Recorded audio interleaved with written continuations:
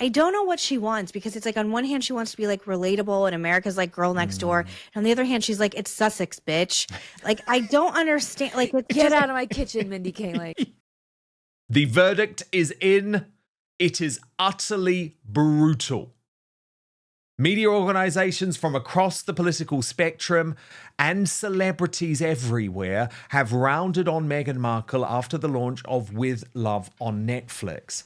Perhaps most scathing was a conversation with Tina Brown, the founding editor of the Daily Beast and the former editor of Vanity Fair, in a chat with Janice Min, the founder of the Hollywood newsletter The Ankler, formerly of The Hollywood Reporter, who said it felt like With Love Meghan was filmed in a mental institution for wealthy women, and that Meghan's guests looked like they were in a hostage situation.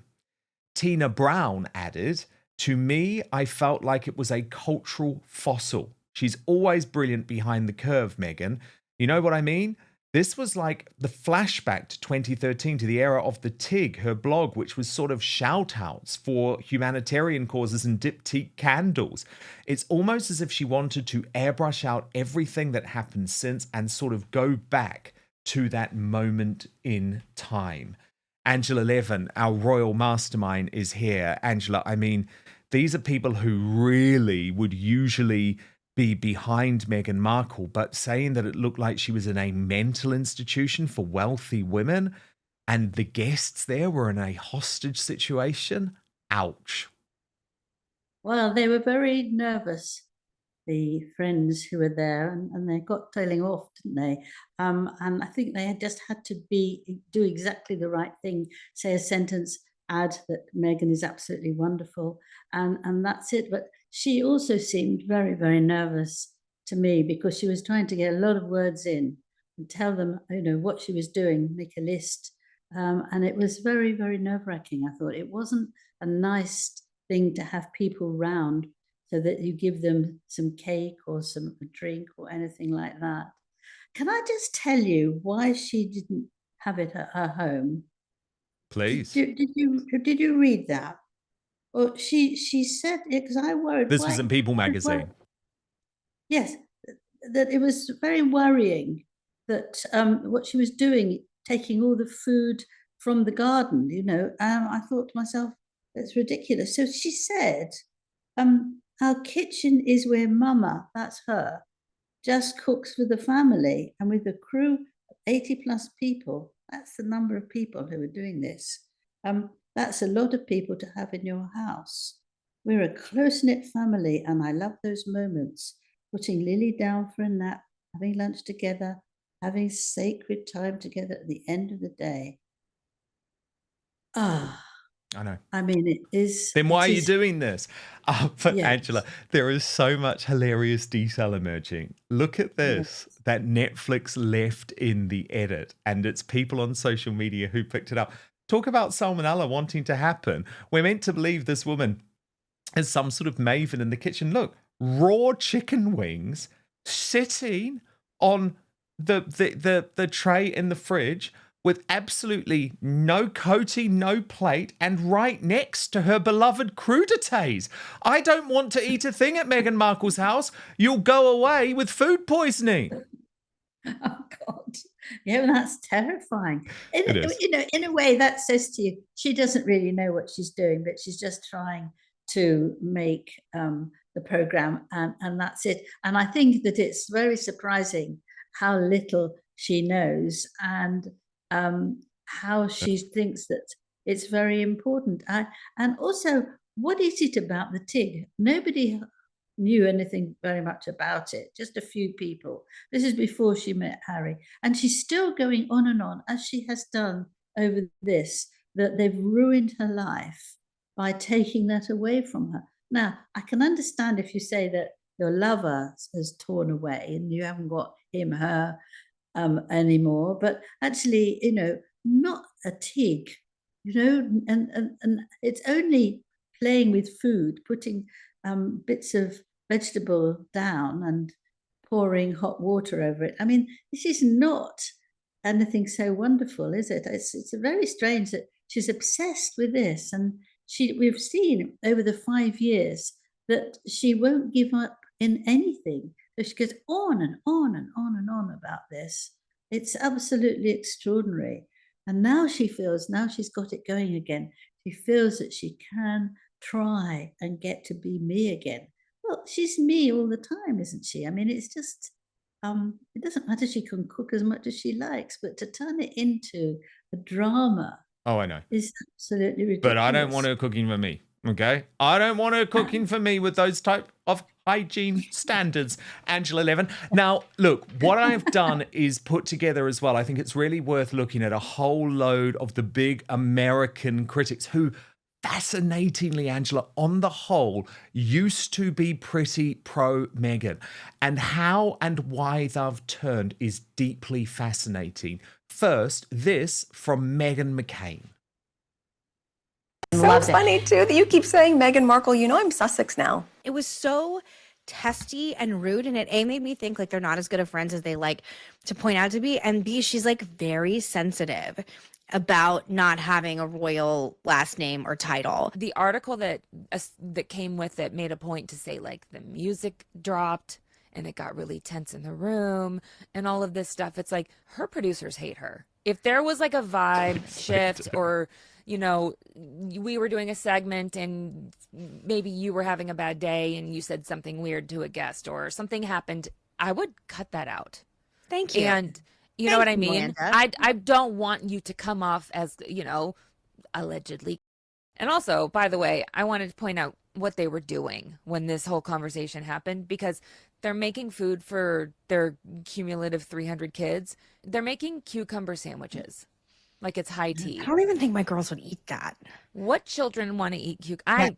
I don't want to eat I want to go to Jack in the Box. I wouldn't want to eat a cucumber sandwich. I have never once cooked with a cashmere cream sweater and sweater vest tied around my shirt. Like most of the time I'm in like sweatpants and a t-shirt or a tank top because like I spill all over me and like things splatter, and I was just like, nothing about this. Like there weren't even like dirty dishes in there, and it didn't look like even on the counter. It's like our counters are a mess. That's Ashley. She like comes to our house for everything. Like you have toddlers, and so does she, and so do I. And the kids want to help you when you're cooking. Like, yeah. So there's just she's trying to be relatable, but it's like nobody is going to cook anything or make anything in a cream cashmere sweater in a kitchen. And I don't know what she wants, because it's like on one hand she wants to be like relatable and America's like girl next door, and on the other hand she's like, it's Sussex, bitch. Like I don't understand. Like get out of my kitchen, Mindy Kaling. Yes. And that is the key point, Angela. That was the moment that people will remember. There's nothing relatable about getting infuriated at one of your friends because they haven't used your proper last name, which you hadn't even told anyone you were claiming to use. Yes, I mean, that is just terrible, isn't it? But the feeling is that she wanted to say that she couldn't call her Markle anymore, because she's have to have a battle with the royal family, and she wants she wants them to make sure that she's going to win this next one. And that's why she's using exactly. And it also means no matter what happens in the marriage to Harry, she is forever connected to the royal family. I think it was absolutely strategic what she was doing. I really do. Yeah. Now, Bethany Frankel. Do that otherwise, yes. Yeah, exactly. Bethany Frankel is a really interesting one, Angela, because she is someone who actually wants to help Meghan. You know, she's a very successful former contestant on The Apprentice in the US, became a cast member of The Real Housewives, and she's just watching what Meghan's doing, a bit like Tina Brown, and just like, oh God, this is all so wrong. When the frustration comes in, it's just like, please let me advise you. Please, I would do anything to just advise her. Like, it's just you're watching something, you're like, why'd you do that? No, go that way. It's like, this is the person. It feels like the woman, the last girl in the murder movie, the last girl that like, no, don't go that way. Go there. He's over there. Like, I'm like, no, why are you going that way? Go this way. No, go that way. We're like in a corn maze. And I'm like, just why are you making all the wrong turns? Please. Most people don't have these opportunities. Like most people, they're in rare air. It's like the pot of gold is right there. Just, please, why do you do? They go like this, and the pot of gold like is nowhere to be found. It's frustration. We don't understand. We're just like, stop. Help me help you. Why did you do it this way? But the problem is, Angela, Meghan Markle would never listen to someone, even someone really talented like Bethany Frankel. That's always been her problem. She ignores good advice from people who are trying to help her. She ignores it. Well, she thinks she knows much better.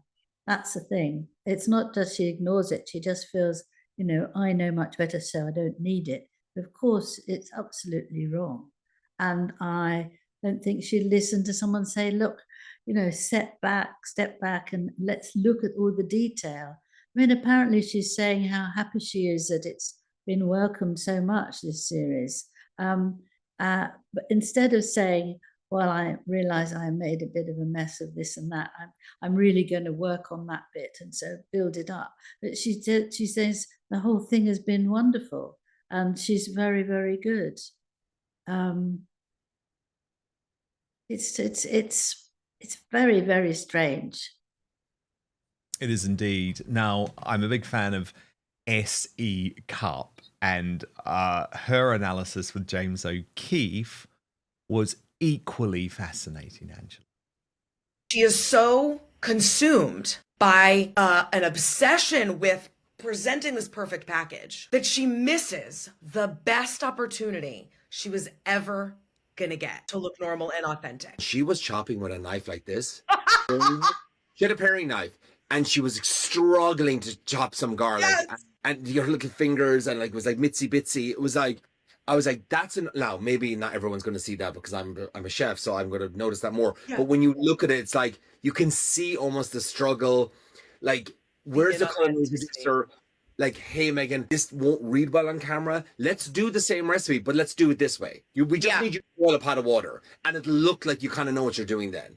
You know what it's giving? We've all seen this because we watch a lot of Bravo. It's giving the new housewife who just moved into the big house that they could never afford, and they don't know how anything works in the house. Yeah. But again, Angela, it was this opportunity lost. She had this opportunity to show to the world, yep, I can be relatable, and quite the opposite happened. Yes. But, also she didn't wait until she had the things in the shops so she could cook with something that actually could be sold. So people would have a bit more of interest to think, oh, well, let's try it anyway. But to absolutely rush in without anything that actually will be there for people to try out for themselves. I mean, she loses an awful lot, doesn't she? She really does. Sometimes, Angela, though, we just have to laugh at her ridiculousness. I'm a big fan of a guy called Link Lauren. He's been on Outspoken before, actually. He was a former advisor to Robert F. Kennedy Jr. during his presidential campaign. But he absolutely knows the modern use of websites and social apps like TikTok. And his take, I thought, was not only very, very brutally smart, but also funny. Watch. Okay. First, though, your breakfast is setting you up for the entire day to either gain weight or lose it. So don't eat breakfast until you learn about the caloric bypass. Now, the term breakfast literally means to break your fast that you started the night before. About 4 hours after you eat dinner, your body switches from the nutrients we get from food to the stored glycogen we have in our bodies. Once glycogen stores are depleted, typically after 8 to 12 hours of fasting, the body shifts to burning fat energy. Fatty acids are released from fat stores, where they are converted into ketone bodies through a process called ketogenesis. Then, when you eat breakfast in the morning, the body starts the cycle again. This is where the caloric bypass comes into play. Dr. Gundry, a heart surgeon in California, learned that if you break your nightly fast with something called MCTs, or medium chain triglycerides, you can actually keep burning fat throughout the day and use it for energy. But there are specific types of food that contains these MCTs. Using this breakfast breakthrough, he was able to lose 70 pounds just through diet. And guess what? He did it in his 60s. You can find out all about it and his exact method by going to thehealthyfat.com/outspoken. That's thehealthyfat.com/outspoken, or click on the link in the description box below. It is important to remember that everyone's body processes fat differently, and it all depends on your unique metabolic type, which is why in the video, which he has released for my special viewers, he talks all about it. It really is quite fascinating and might change the way you think about your health. So go to thehealthyfat.com/outspoken or click on the link in the description box below. But now, back to the show. I want to see the real Meghan Markle reality show. That would be gangbusters. The ratings would be through the roof. I want to see her chasing Harry around with those scrawny legs in the mansion after he left the toilet seat up. I want to see her screaming at an... We've all heard the stories for years about her alleged bullying of palace staff. I want to see Meghan Markle scream at one of her assistants and throw a cell phone when she has a minor inconvenience. That's the show I want to see. I don't want to see some ex-duchess, some duchess of Scamelot walking around a rented mansion with diamonds and jewels and bracelets and Hermes sweaters on, baking donuts. Now, you guys know I give credit where credit is due, and Meghan Markle, she looks good. She looks refined. She looks like she got a little drive-by lunchtime tune-up, a little nip-tuck.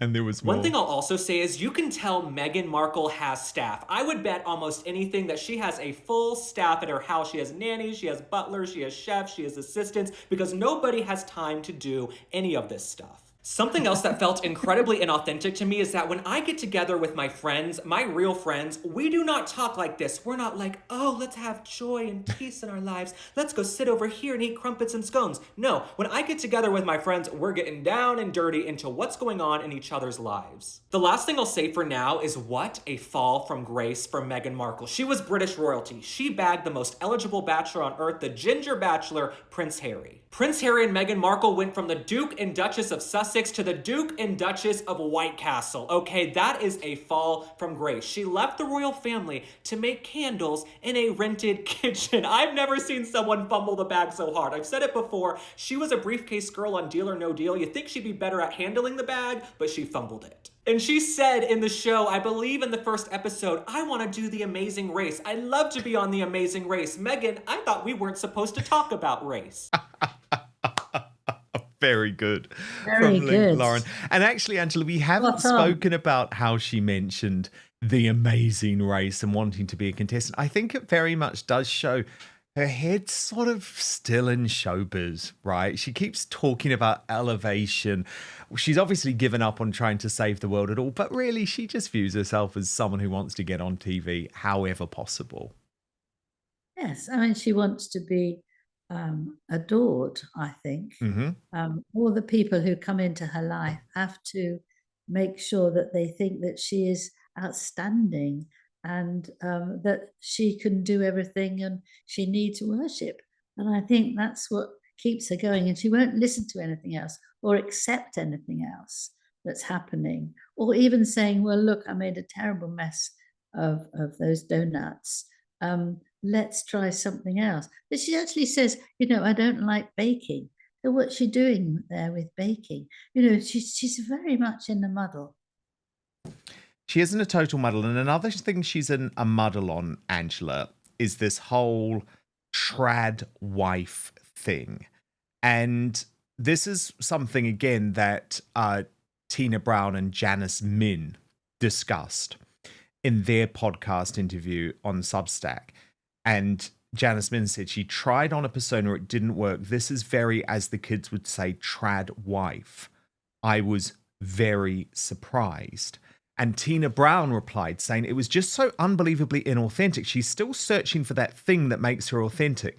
It should have been her sitting there saying, will someone, for God's sake, get me an effing project? I don't have anything to do. I can't hang on to stuff. I'm at my wit's end. I mean, I would actually have watched that. It would have been really refreshing.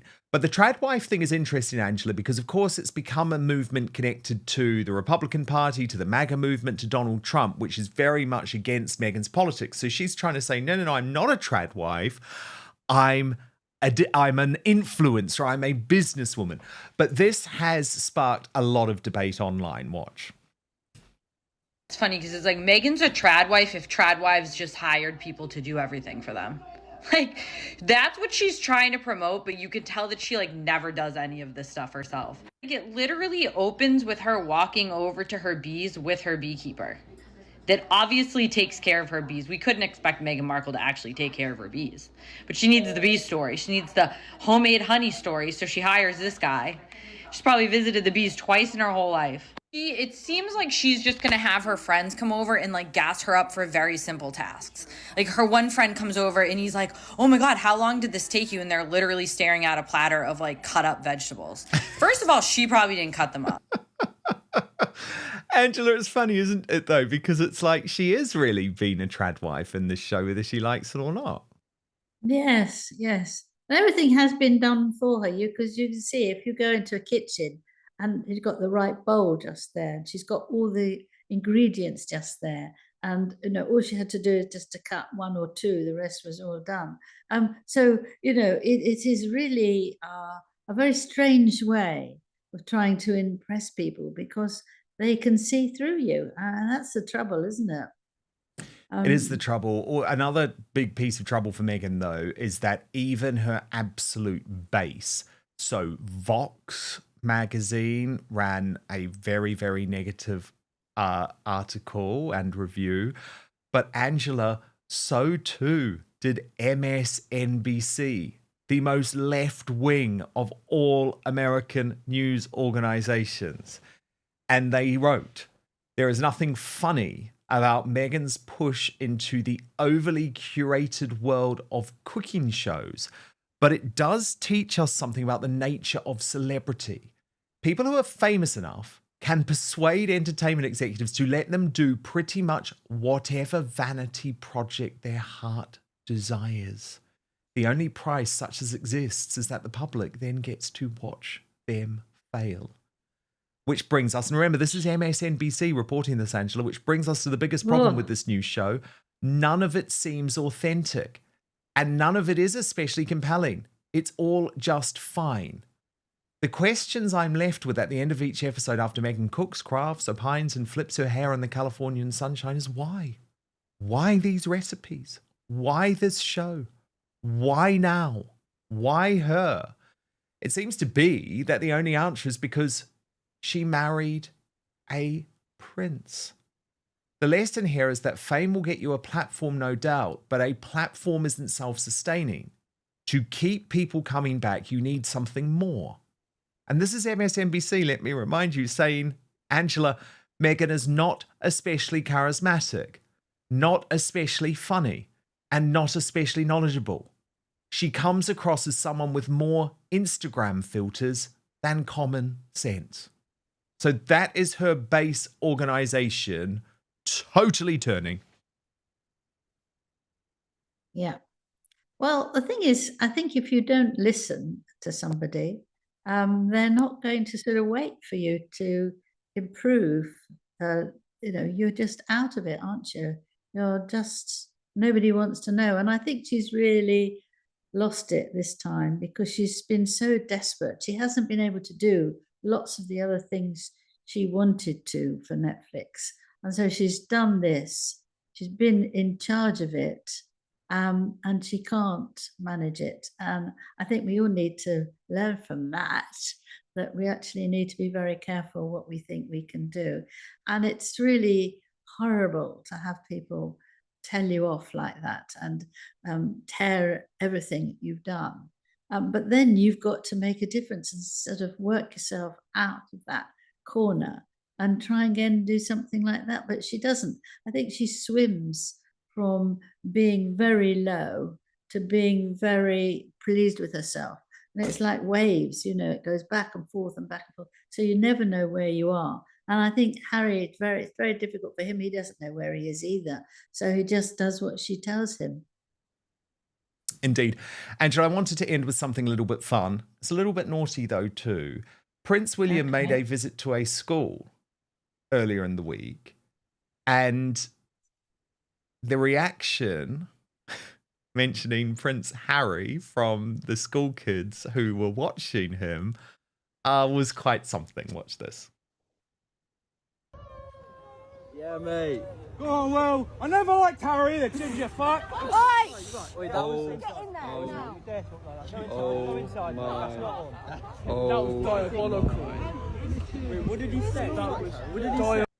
Do you think William would have had a chuckle, Angela? Yes, I think he would. He likes being with kids and teenagers and all that. And he didn't say it himself, but he's quite happy to go along with it and just let it pass as if it's got nothing to do with him. Thank you so much for watching Dan Wootton Outspoken. Please click on my face just to the bottom left to subscribe to this brand new independent news source and turn on the notification bell so you'll be alerted to our brand new live shows, uncancelled interviews, and special royal episodes. Outspoken is also now available as a podcast, so you can listen to the show every weekday on the go, wherever you are.